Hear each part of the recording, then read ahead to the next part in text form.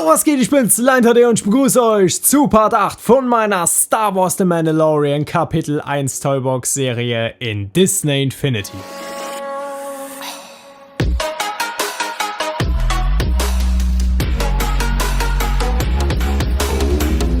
So Leute, nach 2 Monaten gibt es auch mal ein neues Video und heute ist das nicht nur ein normaler Part von Star Wars The Mandalorian. Nein, an sich, bei mir ist ja kein Video normal, das wisst ihr ja. Dummes Geschwätz, irgendeine schöne Toybox hoffentlich oder irgendwas Cooles in Disney Infinity, sowas. Ihr kennt doch euren Lion-HD, ja? Ihr kennt auch den King. Und heute, da zeige ich euch, wie wir dieses Dorf von The Mandalorian aus Kapitel 1 nachbauen. Und selbstverständlich hört ihr mein dummes Geschwätz die ganze Zeit, während ihr baut. Wisst ihr, was ich dem letzt vergessen habe? Was heißt dem letzt? Ich glaube, es war gestern. Nein, gestern war nicht mehr Abend. Ah ja, es war am Donnerstag, genau. Also vor 2 Tagen. Da war das 9. Jubiläum, beziehungsweise der 9. Geburtstag von Disney Infinity. Und den habe ich vergessen. Also, ich habe schon den 8. vergessen. Und ja, den 9. habe ich auch vergessen jetzt. Und Infinity hat dann halt ein Video gemacht und dadurch kam es mir dann wieder, okay. Und da hat er darüber geredet, so wie er so zum ersten Mal Disney Infinity für sich entdeckt hat und was ihm daran so richtig gut gefallen hat. Und das fand ich irgendwie mega und deswegen will ich heute, sage ich mal, von meinem Disney Infinity Werdegang erzählen, wie ich dazu kam überhaupt. Ja, und wieso ich dann nochmal angefangen habe oder so und wieso ich es eigentlich jetzt wieder spiele vielleicht. Und eins kann ich euch aber noch sagen, den 10. Geburtstag, den vergesse ich nicht. Den vergesse ich nicht. Denn da habe ich was abgemacht mit ein paar Leuten, da könnt ihr euch schon drauf freuen auf den 10. Geburtstag. Den werden wir nicht vergessen. Das wird ordentlich gefeiert. Naja, wie dem auch sei, ich weiß noch damals, ich war noch in der Grundschule und da habe ich dann halt Fernsehen geguckt. Und auf einmal kam dieser Werbespot von Disney Infinity, dem Spiel von Disney, das bald rauskommt. Und wow, es war der typische Trailer, so den ihr alle wahrscheinlich kennt, wenn ihr einfach Disney Infinity Trailer eingebt. Und ich war so begeistert direkt. Ich habe das gesehen und dachte mir, wow, das will ich haben. Das will ich unbedingt haben. Und ich hatte damals noch eine Wii U und da habe ich dann halt gewusst, okay, das passt. Oder beziehungsweise ich habe es nicht gewusst, aber ich dann halt zu meiner Mama hingerannt. Ich würde gerne das Spiel haben und. Und haben wir das so geguckt und dann, es war ja noch nicht draußen. Sondern dann habe ich wirklich die Tage schon bis dorthin gezählt, bis es rauskam. Und dann weiß ich noch, es gab so Hausaufgabengutscheine bei uns. Ja? Hat man immer am Geburtstag einen bekommen und den konnte man dann irgendwann im Jahr einlösen und da musste man dann keine Hausaufgaben dafür machen. So, und da hatte ich dann, ich weiß nicht mehr, welcher Tag es genau war, ich glaube, es war irgendeiner unter der Woche, so Mittwoch oder sowas. Und da hatte ich halt Schule und da habe ich den eingelöst, ja. Und der Grund für das Einlösen war, heute kommt Disney Infinity raus. Also, das war mein Grund, da habe ich gesagt, heute will ich keine Hausaufgaben machen, ich will nur das Spiel spielen, wenn ich daheim bin. So, und jetzt kam es ja brandneu raus und meine Mutter hat es auch beim Toys R Us vorbestellt. Und ich habe mich so darauf gefreut. Ich war auf einer Ganztagesgrundschule, also das heißt bis 4 Uhr. Und danach hatte ich noch Fußball gegenüber. Und ich habe mich so gefreut. Die ganze Zeit. Ich habe die Minuten gezählt, bis das Training vorbei ist. Und dann kam meine Mutter und so. Und dann kommt nur meine Mutter. Und da sagt sie halt dann, sie steht so an der Seite. Sie so, ich hab's nicht bekommen. Ich, was? Nee, hat sie nicht. Ich hab so gedacht, das kann nicht sein. Nein, das kann nicht sein. Da bricht meine Welt zusammen. Ich war wirklich so gehypt auf dieses Spiel, Leute, ich weiß es haargenau noch so, ja. Und ich hab so gedacht, nein, ich habe da jetzt nicht den ganzen Tag darauf gewartet. Ich habe einen Hausaufgabengutschein eingelöst. Das jetzt, auf einmal kann ich das Spiel doch nicht spielen, so. Und dann gehe ich halt nach dem Training so zu meiner Mutter, sage ich so, ja, hast du es jetzt? Und dann sagt sie, naja, das war etwas komplizierter. Die beim Toys R Us, die hatten das nicht. Und es war der erste Tag von Disney Infinity. Also Disney Infinity kam genau an diesem Tag raus. Und dann sind wir halt zu Toys R Us, also meine Mutter vorher hat das vorbestellt. Und die hatten es dann wohl nicht. Aus irgendeinem erdenklichen Grund konnten sie es dann nicht rausgeben. Ja, und dann ist meine Mutter, ich weiß gar nicht wo, GameStop oder irgendwo anders hin Und dort war halt das Spiel. Und dann macht sie den Kofferraum auf und da ist das Spiel drin. Da sind zig Figuren, also zum Beispiel Mike oder Randy und auch die Unglaublichen. Und meine Güte, ey, ich habe mich so gefreut. Das ist halt wirklich, das ist halt typisch meine Mama so. Sie hat auch so Power-Disc-Packs gekauft. Die waren ja damals so, sag ich mal, blind verpackt. So, ich glaube, davon hatte sie auch ein paar, weiß ich aber nicht mehr genau. Und ich war einfach nur so glücklich und dann war ich daheim. Und dann kommt ja diese, sage ich mal, Einleitung, also dieses Intro. Da sieht man ja alles, da spielt man dann hier das kurz durch. Und ey, ich war direkt fasziniert. Ich war sofort dabei. Und ich habe mich so gefreut. Ich hatte schon so viele Figuren am Anfang, weil meine Mama einfach, ja, die Beste ist. Und ich konnte es auch nicht glauben. So, dann spielt man dieses Spiel. Und dann hieß es halt, bitte stelle eine Figur auf das Portal. Sowas. Und ich sag euch, wie es ist. Ich war ja da noch nicht, also ich war ja da auch schon, ja, also ich war ja schon noch klein damals, ja. Aber ich habe ganz bewusst eine Figur ausgewählt. Da gab es ja dann die 3 Figuren, also die anderen habe ich erst später ausgepackt. Und dann stand da Mr. Incredible, Jack Sparrow und Sully vor mir. Und dann hieß es, bitte stellen Sie eine Figur auf das Portal. Und ich weiß nicht, ob ihr das noch so wisst, wer die erste Figur damals war oder so. Aber für mich, ich kann euch sagen, ich habe mir das ganz wohl überlegt, wen nehme ich jetzt? Und dann habe ich einen Sully genommen und draufgestellt.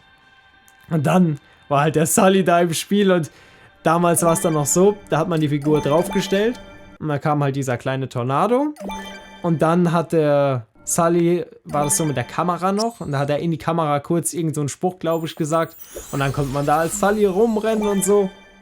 Und ich war eigentlich nur in dieser Standardwelt mit dem Disney-Schloss und so. Klar, ich habe dann auch die Playsets gespielt und so später, aber das war einfach so toll. Ich habe nicht mal groß was gebaut. Klar, ein paar Sachen platziert und mit dem Auto rumgefahren, ein paar Gegner. Aber eigentlich habe ich nicht viel gemacht. Ich habe nur gegen Gegner gekämpft oder so, weil es einfach schön war. Und dann habe ich die Playsets halt durchgespielt hier. Und ich war einfach fasziniert. Ich war einfach komplett fasziniert von Tag 1. Wirklich von Tag 1, weil ich am ersten Tag sehr gekauft habe und sogar davor war ich schon so gespannt auf dieses Spiel, habe mich so gefreut und es war einfach unglaublich. Ja, und dann kam halt das zweite Spiel raus, das ist Infinity 2.0 und da muss ich sagen, da war ich irgendwie gar nicht mehr so drin. Das habe ich zwar auch am Anfang gespielt und alles hier, ja, mit Marvel, aber da war ich noch nicht so der Marvel-Fan. Und dann muss ich sagen, da habe ich dann auch aufgehört zu sammeln, also auch keine Bonusmünzen und so. Von 1.0, da hatte ich eigentlich alles. Also da haben zwar noch die ein oder anderen Münzen gefehlt, die habe ich jetzt alle, also. Aber allgemein, da hatte ich richtig viel und von 2.0 hatte ich wenige 2.0 Power Discs, aber ja auch schon ein paar Figuren, also die meisten so, ne? Und dann war da eigentlich eine Pause. Und ich habe es dann nicht mehr gespielt. Ich habe dann alles Mögliche gespielt. Minecraft, Overwatch, alles andere. Und da hat dann Disney Infinity halt über die Jahre, standen da noch die Figuren auf dem Schrank irgendwie hier und sind verstaubt. Und ich habe es aber nicht mehr gespielt. Und dann weiß ich noch, da kam dann meine Mutter. Ne, zuerst waren sie sogar noch in einer Box. Und dann habe ich die mal dorthin gestellt. Aber ich habe es eigentlich nicht mehr wirklich gespielt. Außer wenn zum Beispiel jemand anderes zu Besuch kam oder so und der wollte es dann spielen. Und dann weiß ich aber noch, dann habe ich gerade so Overwatch gespielt und dann kam meine Mutter mal rein. Ah, guck mal, was ich hier habe. Und dann hatte sie einen Karton von Disney Infinity 3.0. So, hat sie dann gekauft damals. Dann war es die PS4 jetzt auf einmal, also nicht mehr die Wii U. Und das war schon eigentlich das Ende von Disney Infinity 3.0. Und ich kann euch sagen, ich habe so gar nicht nach diesem Spiel eigentlich geguckt. Ich habe diesen Karton, okay. So, ja, Disney Infinity und so, da war es eigentlich, es war rum. Und habe es halt nicht mehr wirklich gespielt. Und wie kam es dazu, dass ich heute hier sitze und ich mache Disney Infinity Videos? Und das ist eigentlich nur noch so das einzige Spiel, das ich spiele. Ich sammle alles Mögliche dafür, für das Spiel und bin absolut begeistert. Es ist mein Lieblingsspiel. Wie konnte sich das ändern? Nun ja. Es war dann so, meine Mama ist dann da gekommen und hat im Radio gehört, ah ja, die Gamescom ist am Samstag, so in Köln, ja, also das größte Gaming-Event, sage ich mal. Sogar weltweit eines der größten, glaube ich. Und da sagte ich, wow, wirklich, du hast Karten? Und sie dann Karten? Weil ihr müsst wissen, das ist ziemlich schnell ausverkauft normal. Und damals war es schon ausverkauft. Und weil sie hat es zum Beispiel an einem Freitag oder so gesagt und wäre da morgen mit mir hin. Und da sage ich, ja. Und dann, ach Gott, und da hat meine Mutter, weil sie einfach der absolute Hammer ist, irgendwelche Karten hergezaubert, überteuert bezahlt. Und ja, und dann konnten wir zur Gamescom und da kauft man natürlich viel, ja, ist ja klar. Und dann sind wir da hingegangen zu so einem Shop und wir gehen dann dort halt einfach durch und auf einmal sind da einzelne Disney Infinity Figuren in so Verpackungen drin, also in Folien, sage ich jetzt mal. Und dann steht da drauf, Preis 2 Euro. So, okay. Und dann hieß es noch, oder, ich glaube 2 Euro war es damals. Und jetzt pass auf, weil es halt der letzte Tag von der Gamescom war und es war so spät, hieß es dann, das alles in Plastikdingern kostet jetzt nur noch 1 Euro zum Beispiel. Ich weiß nicht, ob es der Preis schon ursprünglich war, 1 Euro. Auf jeden Fall, ich habe nur 1 Euro bezahlt pro Figur. In Plastiktüten. Und da könnt ihr euch vorstellen, für Star Wars Rebels, allgemein für Star Wars Charaktere, für Time zum Beispiel von Alice und sowas, die waren da alle drin. Einzeln verpackt, musste man halt alle durchstöbern und dann hatte ich so viele auf einmal in der Hand, 20 Stück, für 20 Euro habe ich 20 Figuren bekommen und wisst ihr, man steht davor und denkt sich, der fehlt mir und da denkst du dir, ich nehme die jetzt mit, ich greife jetzt zu bei dem tollen Angebot und ich habe dann gedacht, ja, Disney Infinity, warum denn nicht? Und nebendran war noch ein Regal und da waren sogar noch original verpackte Figuren drin. Die haben aber ein bisschen mehr gekostet. Und da war zum Beispiel auch Findet Dory oder Captain America und das Marvel Battlegrounds Playset waren da drin. 5 Euro dafür, was auch ein Schnäppchen ist, ja, das kriegt ihr heute, sage ich mal, normal verpackt, für 5 Euro glaube ich nicht. Und dann hieß es halt, weil es halt so einen Zeitdruck gab, weil sie dann geschlossen haben, es kostet jetzt nur noch 3 Euro. Also es war ja alles so enorm reduziert. Ich habe dann wirklich dafür, was weiß ich, noch keine 50 Euro, habe ich auf einmal beinahe alles wieder gehabt. Alles für 3.0.